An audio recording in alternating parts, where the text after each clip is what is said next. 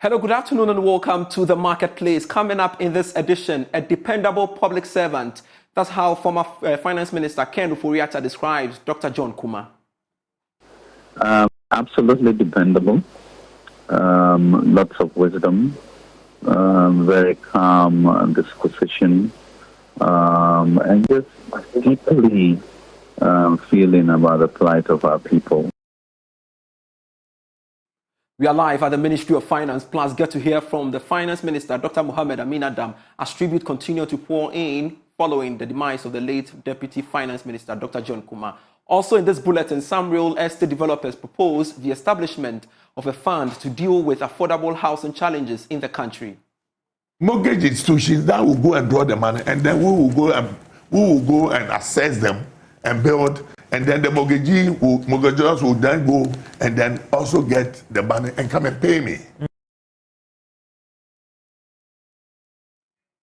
We have details of these and many others lined up for you, plus showbiz. Please stay on.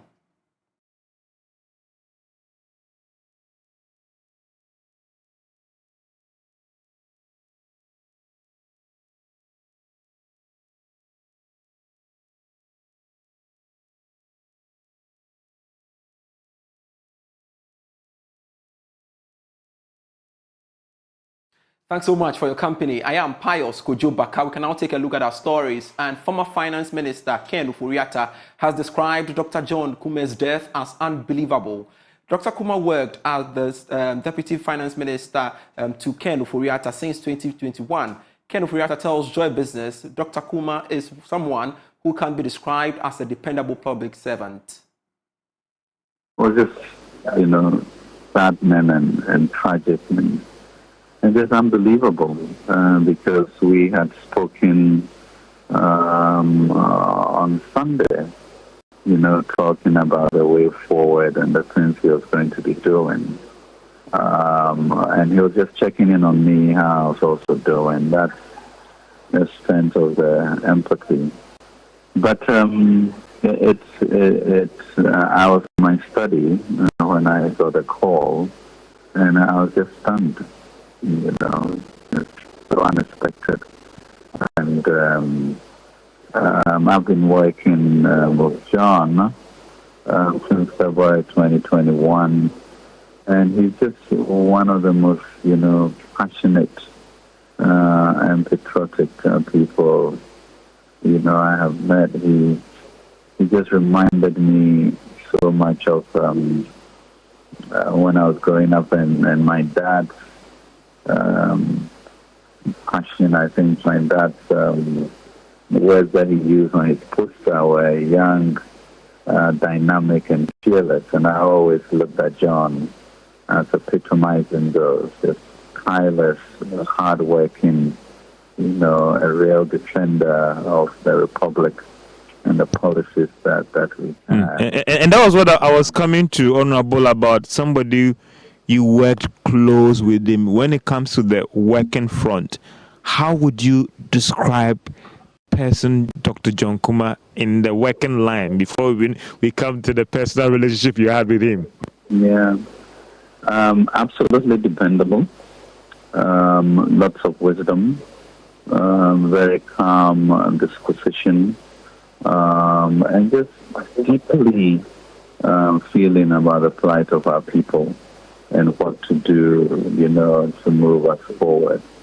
I had full trust in his capacity, capability, and with his legal background, entrepreneurial bent, and his social background himself, created a chemistry that really enabled him to work with passion. And we do know that in the last couple of hours, tributes have started pouring in, and former Minister of Finance, I should say, Dr. Mohammed Amin Adam, has described Dr. John Kuma's death as a sad one, leaving a void in hearts of everyone who worked with him. Now, this was captured in a personal statement issued by the Finance Minister last night. There is more in this Business Desk report. Finance Minister Dr. Mohammed Amin Adam in the statement noted that the late Dr. John Kuma showed an exemplified dedication in commitment to the cause of fiscal responsibility, the youth, entrepreneurs, and service to the state. Dr. Amin says his passion for the youth and efforts towards advancing the nation's economic development were evident to all who had the privilege in working with him. The Minister of Finance added that Dr. John Kuma was someone who valued and cherished colleagues, and his humility was selfless. He added that his legacy of selfless service will stand as an enduring memorial in his name. All right, so let's now go to the Ministry of Finance now, because it's been 24 hours since we lost Deputy Finance Minister Dr. John Kuma. And joining us is James Ishen, has been monitoring the situation at the Ministry of Finance and has come through with this report. So it's some 24 hours after the demise of Deputy Finance Minister Dr. John Kuma. We are currently here at the Finance Ministry to gauge the mood generally at the Finance Ministry. And upon our arrival, we saw the Ghana flag flying half-mast, also how sober some of these workers are. We realized that the place was so quiet. We tried engaging some of them off record, which of course we're being told they actually expressed shock owing to the fact that they least expected such news within this time. Today happens to be the International Women's Day. On a normal day, you would have the Finance Ministry celebrating this day or marking this day to, sort of celebrate our women we have across the world. But due to this sudden news, they had to postpone this particular event. So that is the situation here at the Finance Ministry. For Joy Business, James Ishen. And still on the demise of Dr. John Kuma, the Chief Executive of the Chamber of Young Entrepreneurs, Sherif Gali, said the Deputy Finance Minister made some economic impact in the country with his entrepreneurship drive.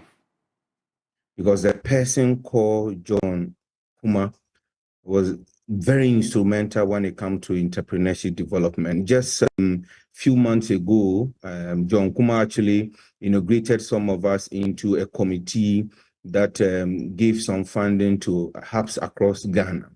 And one of the statements he made was, Sheriff, you guys are doing well in the entrepreneurship ecosystem. Though I'm here, the Ministry of Finance, I am so with you guys, and I'm going to do whatever I can do to support the entrepreneurship ecosystem. George, one of the reasons why it is much blow to us at the ecosystem is that together with some ecosystem actors, we are pushing for a bill called the Ghana Innovation and Startup Bill. I want to tell you on this platform that John is one of the politicians that is aware of the bill. We started working with John Kuma when he was at NEIP, and John has taken serious this bill and promised us that when it gets to Parliament, he's going to be one of the few that would advocate for the passage of the Ghana Startup and Innovation Bill. So you can understand how it is a big blow to us at the ecosystem. And I cannot use words to describe who John was. We've got to move on to some other stories, and some real estate developers are proposing the establishment of a fund to help deal with affordable housing challenges in the country. This, they believe, will help provide the required financial support in the provision of the houses for low-income earners. Executive Chairman of real estate firm Comet Prosperity's Nana Odineho Chiramanting is one of the developers advocating for such policies. He's been speaking on PM Express Business Edition. Mortgage institutions that will go and draw the money, and then we will go and assess them and build, and then the mortgagors will then go and then also get the money and come and pay me. And if that is done, the advantage is that at the end of the year, if you want to get your property taxes collected, it is very easy, because at the beginning of the year, all those people who have mortgages, who has the houses, your names are brought down, then we are giving your bill. And if you don't pay, automatically by law, your financier who is financing your house that you are paying the mortgage automatically pays. So it adds up to your bill. So you may not need to be going around begging people to pay property tax.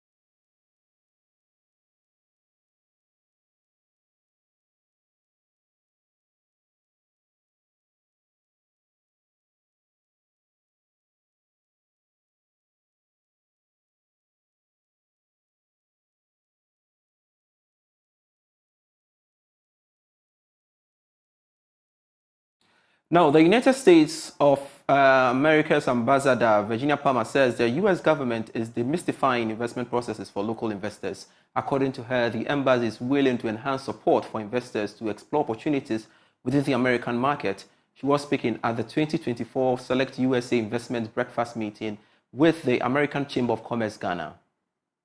Foreign companies want to locate in the United States to be near American ecosystems of innovation, to be part of the development of new industries, and to evolve traditional industries too.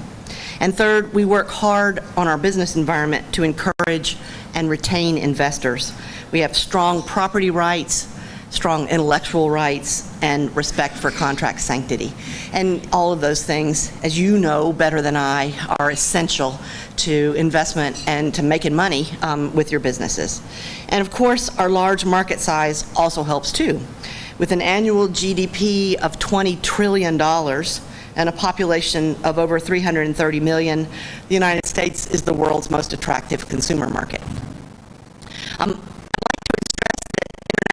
International investors to the United States come in all sizes, from large multinationals to small and medium enterprises. And in fact, it's small and medium enterprises which are the real engine for American economic growth. We welcome them all, and we have no minimum requirement for foreign investment. And as many of you know from your travels and your business contacts and friends and relatives in the United States, the U.S. economy is incredibly diverse. The breadth of our economy means that there's an industry sector somewhere for any investor to explore. And again, I think Ghanaian entrepreneurialism makes you natural investors and natural contributors to American growth and Ghanaian growth. I can't stress that enough. It's really something that I have experienced being posted in Ghana. The sort of side hustle culture, but also the drive to with efficiency and creativity and money making that I deeply, deeply admire about Ghana. In more news, the Ghana Exim Bank said it has put in place some measures to aid in facilitating export processes for SMEs across the country. Chief Executive Officer Lawrence Jinasam said the bank will continue to engage these SMEs through sensitization programs. He spoke to Joy Business at the Tuesday market organized by the bank. The Tuesday market forms part of the bank's mandate to assist the government to reposition the Ghanaian economy into an export-led one by encouraging the patronage of made-in-Ghana products by Ghanaians. Chief Executive Officer of the Ghana Export-Import Bank, Lawrence Jinasam, said the bank will continue to build the capacity of Ghanaian SMEs and also add value to their products. As we started almost about 3-4 years ago, this has come to stay and become part of the Exim brand. What we've done so far, as you've seen, is to give confidence and assurance to the Ghanaian public and the SMEs in general who are into exports to build their capacities in terms of processing, quality processing, and also to learn the trade of how to be export ready and prepare themselves for FDA certification and register with GEPA. Last year, we brought in some expertise from Thailand to help them and do a training for them from food processing, from product development, and also from storage and preservation. Deputy Finance Minister Abnoseya Sari highlighted some measures her outfit is putting in place to support these SMEs. The minister feels that after all said and done, whatever we need to strengthen our economy will be on the back of the private sector. And so everything that we at the Ministry of Finance can also do to support the growth of the private sector, to engineer growth and stabilize the economy, we will do. So if you would remember, or if you do recall, the first thing the Minister of Finance said when he was appointed was the fact that he's going to focus on small and medium sized businesses, because he believes that this sector of the business are the right channels that we can use to stabilize the economy and also propel growth. And so I'm very, very happy with what I'm seeing here. And the packaging is excellent. The bank said it will continue to become a key engine in the development of Ghana's export trade, facilitate cross-border trade, and make Ghana a pillar in regional and continental trade. Time now for showbiz, and of course, as the world grapples with the urgent need to transition to renewable energy sources, Africa stands at the forefront of this monumental shift. Now, while the benefits of renewable energies combating climate change and ensuring sustainable development are widely acknowledged, well, there is another sector poised to reap the rewards of this transition, the entertainment industry. In recent years, Africa's entertainment industry has experienced exponential growth, increased urbanization, and a growing middle class. But can the sector in any way help in ensuring a more sustainable planet and clean energy? Culture journalist Kenneth Awachidako joins me in studio today for today's edition of Showbiz with the impact and, of course, the way forward. Kenneth, thanks so much for joining me on Showbiz here on the Marketplace. Now, I just want us to help you understand the connection, renewable energy and entertainment. Tell me more. So let's look at this in this way. Whether you are a lover of movies, music, poetry, whatever it is, anytime like there's a favorite person of yours or an artist who is maybe coming to your town or city to do a show, you immediately want to gather some money and get tickets and go and see that person because maybe it might be the first time you are seeing him or her, but you haven't thought about the fact that there are repercussions for the event itself on the climate itself. For instance, if you attend the event, you hear loud music and everything, you see electricity, you know, the light effects and everything going on, they are all powered by electricity and some other forms of energy. And that is where what you don't know comes in. Because, for instance, a lot of the electricity or a lot of the energy that's used to power some of these events are fossil fuel. And I mean, if you look into it, you understand that it is one of the major causes of climate change. And that is the reason why experts are pushing for more renewable energy sources to help power some of these events to ensure that the industry as an entertainment space helps in promoting a cleaner climate. So this is just what the connection is, whether it's from music or movies or whatever it is. There's a very fundamental connection that experts are saying that if you look, that will also help to promote clean energy in the showbiz sector in general. So how do we draw the connection? Because definitely in entertainment space, you would have to get energy, as you rightly mentioned, to ensure you have a smooth. So when you talk about clean energy, how do you draw that? So it is very important to note that there are very multiple sources of energy that experts and researchers have looked into and have found that those sources are very clean and will promote a very clean earth. For instance, if you look at wind energy, there's hydro, which some parts of Ghana use also as well, and there's also the wind among others. So basically, experts are saying that, for instance, solar. If organizers of events look into the fact that solar energy is one very big source of powering, your machines and all of those things. If organizers look into that direction and use those varied sources to, power their events, not only would they ensure that there are more efficient ways of powering those events, but also that is as a fan, if you patronize maybe a ticket to go see that event, that is your personal way of helping promote a sustainable climate. So some of these things, using, alternative sources of energy, which are devoid of fossil, for instance, solar,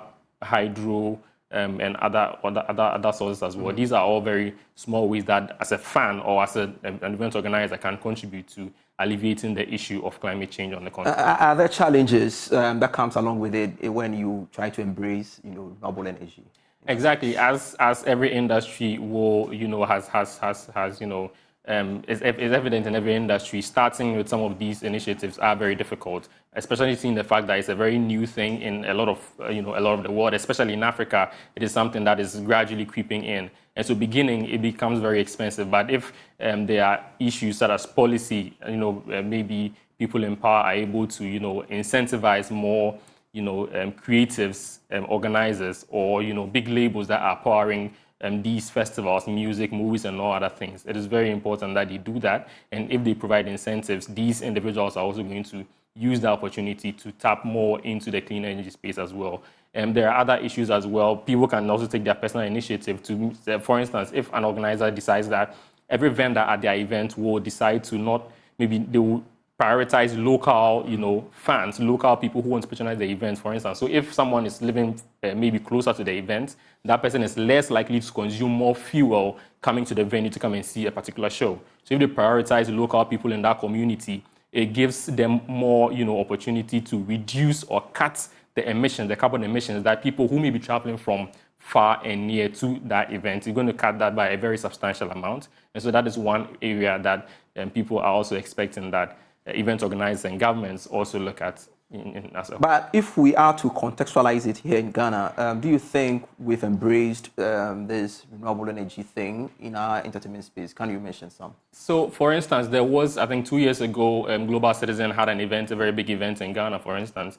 And even before registering for the event, you would realize that you'd have to fill some sort of questionnaire that has to do with general knowledge about the climate, basically, and how people or individuals or groups can help alleviate the problem. So to be able to get access to an event like that, because of course your big artists are going to be there and you want to be there, so you have to abreast yourself of the knowledge in renewable energy space. And that is how that event, for instance, is contributing to educating the public, which is also one important thing, to educating the public on what renewable energy is. And when you gain that knowledge, you can also, after the event, you can also go and personally, implement those, the skills that you have acquired from those questionnaires wherever you came from as well. So that is just one event. There was, I think, some artists are personally also championing those causes. Mochiame Kwame is one person who is also championing climate change as well.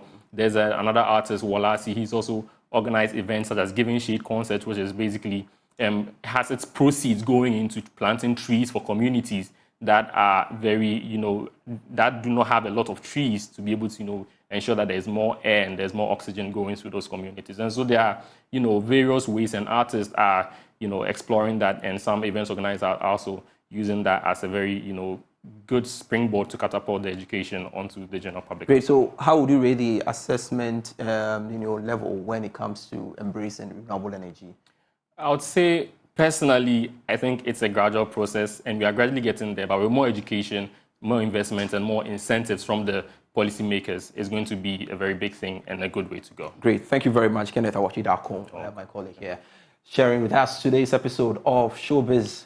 But before we go, the Trades Union Congress of Ghana is amplifying calls for the ratification of International Labour Organization's conventions to eliminate workplace violence and harassment. The International Labour Conference, reorganizing the right of workers and job seekers to a world of work free from harassment and violence, introduced the ILO 190 in 2019. But many governments globally, including Ghana, are yet to institute measures to rectify that convention. More in this report. The TUC took to the principal streets of Kumasi through the Central Business District and other vantage routes to create awareness about workplace violence and harassment. The International Labour Organization Convention 190 is the first international treaty recognizing the right of people to violence-free world of work, including gender-based violence and harassment. Many workers and applicants, especially women and the youth, continue to face discrimination. Augustine Adongo is TUC secretary in Ashanti. Workplace harassment, it is all over. It is happening it is very common, especially in the informal sector. For the formal sector, it happens everywhere. The manager's office, the director, the cash room, everywhere. You see, especially the vulnerable, the young ladies, they will go looking for employment, and they are asked that you have to do this before you get employment. It's a sexual harassment, or it is a harassment in a form of so it happens everywhere. The ILO Convention was adopted in 2019 but only came into force 2 years after. By far, 36 countries globally have ratified the convention, with Ghana yet to enforce the agreement. We know that it is real. It is something that has been happening. It's only that Ghana, we have not taken it. We have not taken it serious, but it is something that is happening at the workplaces everywhere, both informal and formal places. So we are creating awareness to push for its ratification. We want Ghana Parliament to rectify it so that the implementation will take place, and then it will start working, practicing it. The group made their final destination at the Ashanti Regional Coordinating Council to present their petition to the regional minister. Simon Osemens are sure to relay the communique to the appropriate quarters and initiate processes for the convention to be ratified.